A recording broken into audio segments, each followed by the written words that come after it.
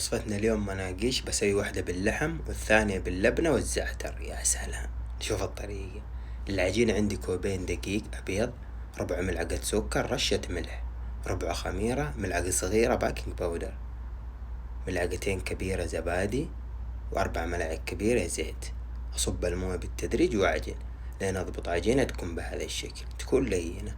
أعجنها كمان شوية باليد، بعد أقسمها على 2، بغطيها كويس، أخليها لين تضاعف حجمها. والحشوة اللحم عندي كيلو لحم مع شوية شحم، ثوم، فلفل بارد، بصل، فلفل حار اختياري، طماطم، بقدونس. أفرمهم كويس مع بعض، فرم يكون ناعم. بعد أضيف البهارات، ملح، فلفل أسود، كمون، وبابريكا. 4 ملاعق كبيرة زيت زيتون، ملعقتين كبيرة دبس رمان. أخلط المكونات كويس مع بعض. هنا أخذت قطعة من العجينة، رشيت السطح بالدقيق أو شوية سميد ناعم، وافرد العجينة بهذا الشكل. شايفين؟ بهذه الطريقة باليد لين تنفرد عندنا كويس. هنا عندنا الصاج، طلعتها من الفرن يكون حار، انتبهوا ما تلسعوا يدكم.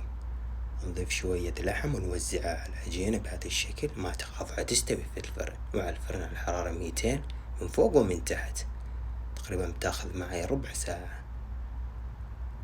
والعجينة الثانية بدهنها لبنة وشوية جبن موزاريلا، رشة زعتر أو أوريغانو، وعلى الفرن كمان من فوق ومن تحت ربع ساعة. كده عندنا اللبنة جاهزت. يا سلام، وهذا اللحمة شايفين كيف مستوية. بعدين ضيفوا أي خضار تحبوها مع المناقيش. أضيف مع اللحم شوية جبن موزاريلا، شوية جرجير، وهلبينو.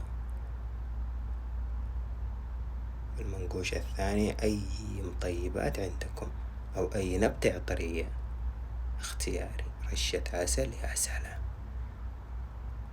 وبالعافية.